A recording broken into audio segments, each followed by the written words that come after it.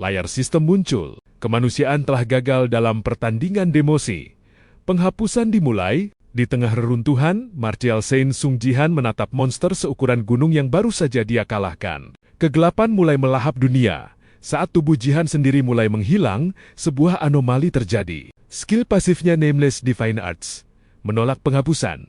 Seseorang mampu menolak penghapusan. Mari kita beri dia kesempatan untuk menantang kembali. Dewa Kosmik telah berbicara. Pemain Sung Jihan kembali ke awal permainan. Pandangannya menjadi gelap. Memulai segalanya dari awal. Sung Jihan membuka matanya dan mendapati dirinya kembali di kamar tidurnya yang lama. Dia melihat tangannya yang muda dan tanpa bekas luka. Lalu berlari ke cermin. Pantulan dirinya adalah seorang siswa SMA berusia 18 tahun. Dia telah kembali ke masa lalu 10 tahun sebelum dunia berubah. Tiba-tiba, sebuah jendela sistem biru muncul di hadapannya. Selamat datang di Battle Knight. Pilih nama panggilan Anda. Seringai tipis muncul di wajahnya. Kali ini, dia tidak akan gagal. Menatap layar sistem, Sung Jihan tidak membuang waktu. Dia mengetik namanya. Nama yang akan sekali lagi mengguncang surga. Saat layar alokasi stat muncul, matanya langsung tertuju pada satu pilihan. Kekuatan bela diri. Mengabaikan semua stat dasar yang direkomendasikan, dia menaruh semua poinnya ke sana. Sebuah peringatan sistem muncul, tapi Jihan mengabaikannya. Dia tahu, ini adalah jalan pintas menuju kekuatan tertinggi. Dengan keputusan ini, langkah pertamanya untuk menulis ulang takdir telah dimulai. Dia kembali di kelas yang sama, di tubuhnya yang muda dan lemah. Sebelum kebingungannya mereda, sebuah jendela sistem merenggutnya dari kenyataan. Dia berada di gua tutorial, tempat mimpi buruknya dimulai. Seekor goblin menyerang, monster yang sama yang pernah membuatnya gemetar ketakutan. Tapi sekarang, tubuhnya boleh jadi lemah. Namun jiwanya adalah milik seorang seniman bela diri terhebat. Dengan satu gerakan yang efisien dan mematikan, tutorial pun berakhir. Ini bukan lagi permainan bertahan hidup. Ini adalah pembalasan. Kembali di kamarnya, Sung Jihan memeriksa hadiah dari tutorialnya, sebuah skill unik yang tidak ada di kehidupan sebelumnya. Dia melihat jam. Waktu hampir tiba. Mengabaikan seragam sekolahnya, dia bersiap untuk pertempuran nyata pertama. Di ambang pintu, suara ibunya menghentikannya. Tanpa menoleh, dia memberikan jawaban singkat. Tidak ada waktu untuk penjelasan. Langkah pertamanya menuju dominasi dunia nyata telah dimulai. Menuju gerbang pertama yang akan segera terbuka. Jihan menunggu dengan sabar di stasiun yang ramai. Di sekelilingnya, kehidupan berjalan normal. Dia bahkan mendengar seorang pemuda sombong membual tentang menjadi pemain. Tepat seperti yang diingatnya. Lalu, kekacauan dimulai. Lampu berkedip, tanah bergetar, dan gerbang pertama muncul di tengah kepanikan massal. Pemuda yang sombong itu kini pucat pasi. Namun, di tengah jeritan dan ketakutan, Jihan melangkah maju. Saat dunia melihat kiamat, dia melihat awal dari kebangkitannya. Melewati gerbang terasa seperti melangkah ke dunia lain. Udara yang pengap dan bau busuk menyambutnya sebuah aroma yang sangat familiar. Di kehidupan sebelumnya, dia akan gemetar ketakutan. Sekarang, dia merasa hidup dari balik bayang-bayang. Dia mengamati mangsanya. Goblin. Dulu mereka adalah terornya. Sekarang mereka hanyalah batu loncatan. Dengan rencana yang terbentuk di benaknya, dia melangkah maju. Di dalam dungeon ini, aturan permainan telah berubah. Dialah yang menetapkannya. Perburuan dimulai. Dengan kecepatan yang mustahil bagi seorang pemula, dia melumpuhkan penjaga pertama tanpa suara. Ketika sisanya menyerang, itu bukan lagi pertarungan, melainkan sebuah pembantaian yang diperhitungkan. Setiap serangan kikuk mereka dibalas dengan presisi mematikan dari seorang Grandmaster. Di kehidupan sebelumnya, pertarungan ini adalah perjuangan hidup dan mati. Sekarang, ini hanyalah pemanasan. Saat notifikasi kenaikan level muncul, dia bahkan tidak meliriknya. Tujuannya jauh lebih besar. Semakin dalam dia melangkah, semakin familiar rasanya. Di hadapannya, berdiri bos Dungeon Goblin Champion, ujian pertama yang sebenarnya. Di masa lalu, makhluk ini adalah dinding yang tak bisa dia lewati sendiri. Sekarang, itu hanyalah sebuah teka-teki yang solusinya sudah dia hafal. Kekuatan kasar sang juara dilawan dengan teknik sempurna. Setiap serangan buasnya hanya membuka celah baru. Setiap aumannya adalah lagu pengantar kematiannya sendiri. Dalam tarian mematikan ini, hanya ada satu pemenang. Dengan satu pukulan terakhir yang diperhitungkan, sang juara pun tumbang. Bos Dugyeon dikalahkan dan hadiahnya menanti. Bukan emas atau permata, tapi sebuah belati sederhana. Bagi orang lain, itu adalah sampah. Bagi Jihan, itu adalah kunci. Kekuatan bela dirinya membangkitkan potensi tersembunyi senjata itu, mengubahnya menjadi artefak legendaris. Saat dia melangkah keluar dari gerbang, dunia menyambutnya dengan keterkejutan. Seorang anak SMA seorang diri? Mustahil. Tapi di tengah badai kekaguman dan ketidakpercayaan, Jihan tetap tidak terpengaruh. Ini bukan akhir, ini bahkan bukan awal. Ketenaran dan kekacauan dunia luar tidak berarti apa-apa. Dengan mudah dia menghilang dari pandangan mereka, kembali ke satu-satunya tempat yang penting, rumah. Di balik pintu itu, sambutan hangat keluarganya adalah pengingat menyakitkan tentang apa yang dipertaruhkan. Dia melihat ibunya yang sakit, sebuah kegagalan dari masa lalunya yang tidak akan dia ulangi. Malam itu, tujuannya menjadi sebening kristal. Kekuatan bukanlah tujuan akhir, melainkan alat untuk menentang takdir dan merebut kembali kehidupan yang telah direnggut darinya. Dunia mencarinya, tapi Jihan tidak peduli dengan ketenaran. Ketika panggilan yang tak terhindarkan dari asosiasi Hunter datang, dia sudah siap. Mereka datang untuk merekrut seorang prajurit, tapi mereka menemukan seorang raja. Dia tidak meminta izin atau mengikuti prosedur mereka. Dia mendikte syarat dengan meminta akses ke informasi yang seharusnya tidak dia ketahui keberadaannya. Dia telah menanam benih keraguan dan rasa ingin tahu. Permainan telah bergeser dari dungeon ke ruang rapat, dan bahkan di sana dia sudah 3 langkah. Di depan, riak yang disebabkan oleh satu orang telah mencapai pusat kekuatan. Di ruang rapat tertinggi Asosiasi Hunter, nama Sung Jihan menjadi sebuah anomali. Bukan karena kekuatannya, tapi karena pengetahuannya. Permintaannya yang aneh mengubah keraguan menjadi kecurigaan. Orang biasa menginginkan ketenaran atau kekayaan, tapi dia menginginkan informasi yang terlupakan. Tanpa menyadarinya, Jihan telah memaksa tangan para penguasa dunia Hunter. Mereka memberinya kunci. Tetapi pada saat yang sama, mereka juga menempatkan belenggu tak terlihat di sekelilingnya. Perburuan baru telah dimulai, dan kali ini Jihan adalah yang diburu. Kunci telah diberikan, dan pintu menuju gudang pengetahuan masa lalu pun terbuka. Bagi asosiasi, itu adalah tumpukan sampah digital, data tak berguna dari item yang terlupakan. Bagi Sung Jihan, itu adalah peta harta karun. Di antara ribuan kebisingan, dia menemukan bisikan yang dia cari petunjuk menuju kekuatan berikutnya, sementara para pengamatnya mencoba memahami tindakannya yang kacau. Sung Jihan sudah menetapkan tujuannya dengan presisi seorang pemangsa. Mereka memberinya akses, berpikir mereka bisa mengendalikannya. Mereka salah, mereka baru saja memberinya senjata. Langkah selanjutnya telah dimulai.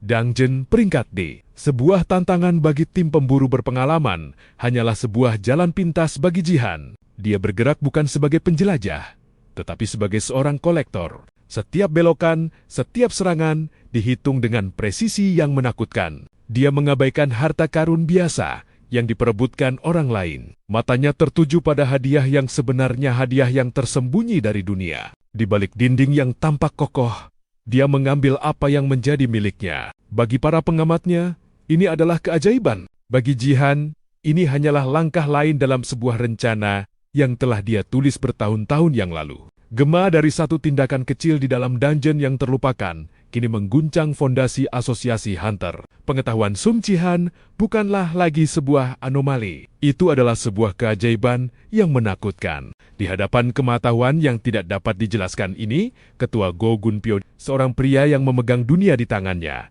membuat satu-satunya keputusan yang masuk akal, mundur. Dia menyadari bahwa mereka tidak sedang berhadapan dengan seorang jenius atau bahkan seorang regresor. Mereka berhadapan dengan seseorang yang bermain dengan aturan yang sama sekali berbeda. Seseorang yang melihat nilai dalam apa yang dunia buang. Dan sementara mereka mundur dalam kebingungan, Jihan mengambil langkah berikutnya dalam rencananya yang agung. Dia tidak hanya mengumpulkan artefak, dia sedang menempa kembali takdirnya. Satu demi satu potongan sampah yang terlupakan, mengubah senjata biasa menjadi instrumen kekuatan ilahi. Permainan telah naik ke level yang bahkan para pengamatnya tidak tahu keberadaannya. Transformasi telah selesai.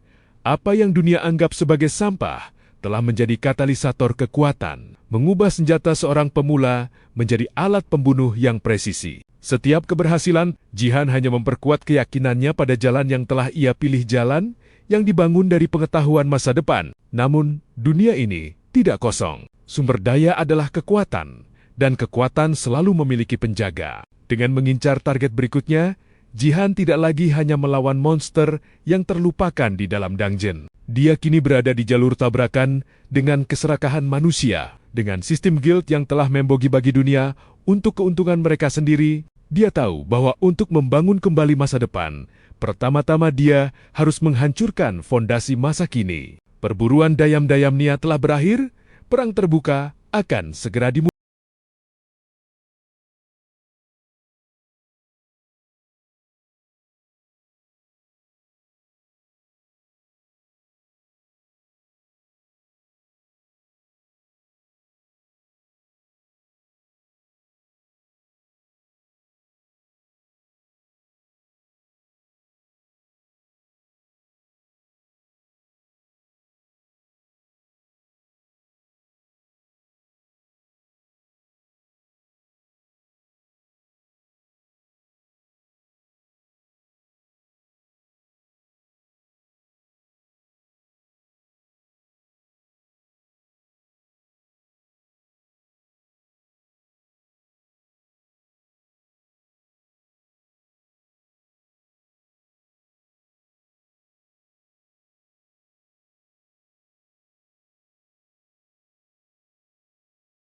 Dengan sempurna, panggung telah disiapkan untuk pembantaian, dan kerumunan haus akan darah. Mereka datang untuk menyaksikan seekor domba dikirim ke serigala, untuk melihat kesombongan seorang pemula dihancurkan oleh kekuatan sebuah institusi. Li Jaesang, sang raja di istananya, tersenyum untuk kamera, siap menjadi algojo dalam drama yang ia tulis sendiri. Mereka semua menunggu kegagalan, mereka semua menunggu kehancuran. Tapi yang masuk ke dalam kegelapan itu bukanlah seekor domba. Itu adalah seorang pemangsa yang menyamar. Di dalam keheningan tambang, di mana tidak ada tepuk tangan atau cemoohan, Sung Jihan menjadi dirinya yang sebenarnya. Setiap langkah dihitung, setiap musuh adalah variabel yang sudah terpecahkan dalam ingatannya. Bagi dunia luar, siaran langsung itu adalah tontonan yang membingungkan. Gerombolan monster yang seharusnya menjadi tembok yang tak dapat ditembus, malah menjadi kuas dalam lukisan kematiannya yang efisien. Kebingungan berubah menjadi kekaguman, dan kekaguman berubah menjadi keterkejutan murni. Kemudian datanglah ujian yang sebenarnya, Ogre Overlord, raksasa yang menjadi mimpi buruk bagi parti elit. Namun, bagi Jihan, itu hanyalah sebuah teka-teki dengan satu jawaban. Dengan gerakan yang menentang fisika dan pemahaman, dia mengeksekusi solusi itu dengan presisi bedah. Dalam sekejap, monster yang melambangkan kekuatan Phoenix Guild berubah menjadi debu. Di luar, dunia terdiam. Timer di layar tidak hanya menunjukkan waktu. Itu adalah lonceng kematian bagi sebuah era. Wajah Li Jaesang berubah dari kesombongan menjadi horor saat dia menyadari kesalahannya. Dia tidak mengundang seekor serangga ke dalam permainannya. Dia telah membuka pintu untuk dewa kematiannya sendiri. Dan duel itu baru saja dimulai. Keterkejutan adalah gelombang pertama. Kini datanglah tsunami kesadaran. Rekor yang Phoenix Guild pegang sebagai lencana kehormatan bukanlah dihancurkan. Itu dihapus dari sejarah, digantikan oleh angka yang begitu tidak masuk akal hingga tampak seperti kesalahan sistem. Di luar, dunia menyaksikan seorang pria yang seharusnya gagal, yang diperkirakan akan menjadi lelucon, membongkar sebuah legenda dalam waktu kurang dari 10 menit. Li Jaesang, seorang tiran di menara egonya, dipaksa untuk menyaksikan fondasi kekuasaannya hancur berkeping-keping secara real-time. Di dalam, Sung Jihan tidak melakukan pertempuran. Dia melakukan sebuah perhitungan. Golem kuno, benteng tak tertembus yang telah mengalahkan banyak parti, hanyalah sebuah kunci dan gembok baginya. Sementara yang lain membawa palu godam. Dia datang dengan kuncinya. Dia tidak bermain dengan aturan kekuatan, tapi dengan aturan pengetahuan-pengetahuan absolut yang dibeli dengan kehidupan masa lalu yang penuh penyesalan. Saat dia muncul kembali ke dalam cahaya hari, keheningan kerumunan adalah penghakiman terakhir. Dia tidak perlu mengucapkan sepatah kata pun. Hati Golem yang berdenyut di tangannya adalah mahkotanya. Timer yang membeku di layar adalah batu nisannya untuk Phoenix Guild. Dengan satu tatapan dingin, Sung Jihan tidak hanya mengklaim hak atas sebuah dungeon, dia mengumumkan kedatangan kekuatan baru di dunia. Kekuatan yang tidak bermain dengan aturan siapapun, kecuali aturannya sendiri. Dan bagi Lee Jae-sang, keheningan itu adalah suara kerajaannya yang runtuh. Kemenangan bukanlah sorak-sorai kerumunan atau pengakuan dunia, itu adalah pencapaian tujuan. Bagi Sung Jihan, kemenangan adalah hati Golem yang dingin dan berat di tangannya, dan hak kepemilikan yang kini tercatat atas namanya. Amarah Lee Jae-sang, keterkejutan para penonton, kegilaan media, semua itu hanyalah kebisingan latar. Gema dari sebuah pertempuran yang sudah ia menangkan di benaknya jauh sebelum ia melangkah ke dalam dungeon. Dunia ingin sebuah cerita. Mereka ingin tahu rahasia di balik kekuatannya, drama di balik perseteruannya. Mereka mencoba memberinya label jenius, monster, pemula yang beruntung. Tapi Jihan menolak untuk menjadi bagian dari narasi mereka. Saat mereka berebut untuk memahami apa yang baru saja terjadi, dia sudah bergerak maju, mengubah piala kemenangannya menjadi senjata untuk perang berikutnya. Di kesunyian tempat perlindungannya, babak baru dimulai. Evolusi Belati hanyalah awal. Kini, benteng pertahanannya sendiri sedang ditempa ulang dalam cahaya biru es dari inti dungeon. Setiap langkah yang dia ambil adalah langkah yang diperhitungkan. Setiap kemenangan adalah batu loncatan. Sementara dunia merayakan atau mengutuk kemenangannya hari ini, Sung Jihan sudah mempersiapkan diri untuk pertempuran esok hari. Sebuah pertempuran yang tidak akan disiarkan. Sebuah pertempuran yang akan menentukan nasib lebih dari sekadar reputasi. Transformasi telah selesai. Baja dingin dan kekuatan kuno kini melingkupi jantungnya. Sebuah pertahanan yang ditempa dari kemenangan. Bagi dunia, Sung Jihan adalah sebuah anomali. Sebuah tanda tanya yang mengguncang hierarki kekuasaan yang sudah mapan. Mereka menganalisis rekamannya, memperdebatkan metodenya, tidak menyadari bahwa mereka hanya melihat bayangan dari kekuatan sejatinya. Mereka pikir ini adalah puncak ceritanya, padahal ini baru halaman pertama. Sementara dunia bereaksi, sang raja yang terluka menjilat lukanya di kegelapan. Bagi Lee Jae-sang, kehormatan adalah segalanya, dan kehormatannya telah direnggut. Ketika panggung publik gagal, bayang-bayang menawarkan pelipur lara. Dia tidak lagi mencari kemenangan, dia mencari pembalasan. Sebuah pembalasan berdarah yang akan mengubur masalahnya di bawah ton batuan. Tapi dia mengirim hantu untuk memburu dewa kematian. Saat Sung Jihan berdiri di ambang wilayah barunya, dia tidak mencium aroma kemenangan. Dia mencium aroma familiar dari pengkhianatan dan jebakan. Untuk setiap langkah yang direncanakan musuhnya, Jihan sudah 10 langkah di depan. Dia tidak masuk ke dalam perangkap. Dia melangkah ke dalam arena berikutnya dengan sengaja. Karena di dalam tambang yang gelap itu, dia tidak hanya akan menambang biji besi. Dia akan menambang keputusasaan dari mereka yang cukup bodoh untuk memburunya. Seorang assassin hidup dan mati dalam satu momen-momen serangan kejutan, eksekusi yang sempurna. Dia adalah hantu di dalam kegelapan, pembawa kematian yang sunyi. Jebakannya telah disiapkan dengan keahlian seorang master. Kegelapan, titik buta, racun mematikan. Dia datang untuk memburu seorang pemula peringkat D yang beruntung.